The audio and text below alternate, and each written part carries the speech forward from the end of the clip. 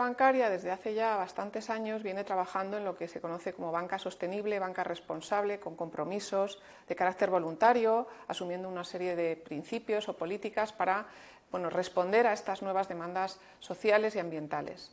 Pero recientemente esta preocupación ya pasa del terreno de lo voluntario, de las buenas intenciones, hacia el campo de lo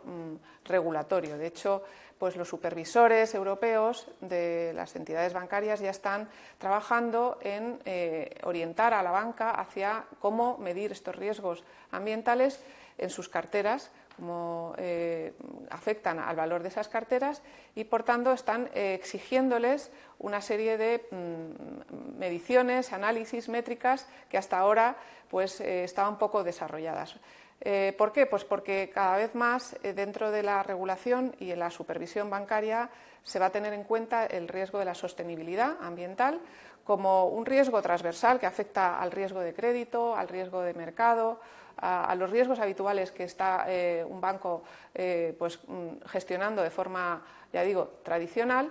y se le va además a condicionar que la solvencia que se le exige a un banco en función de los riesgos que asume también tenga presente el riesgo de la sostenibilidad ambiental. Por tanto, están trabajando ya de forma seria en ese tipo de análisis y métricas. De hecho, las estimaciones que hace pues los supervisores es que las actuales carteras de los bancos en un 50%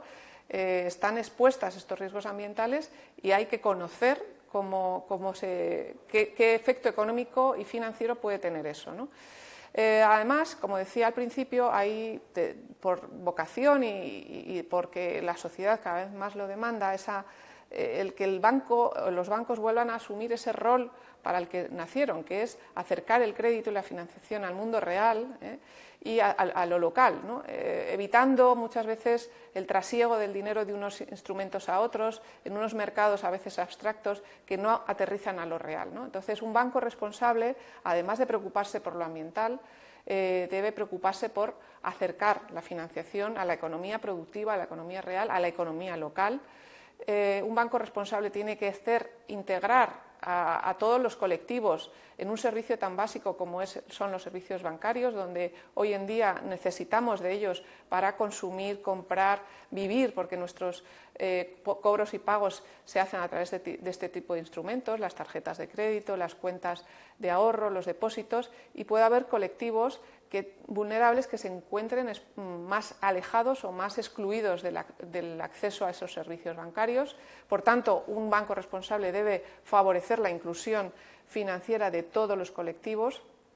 y sobre todo tiene que ser transparente. Lo que se le pide hoy en día a la banca responsable es transparencia, saber qué se está haciendo con el dinero, qué impacto tiene esos flujos de financiación para evitar problemas que luego derivan en deterioros ambientales o sociales, desigualdades o incluso corruptelas que no nos benefician a ninguno.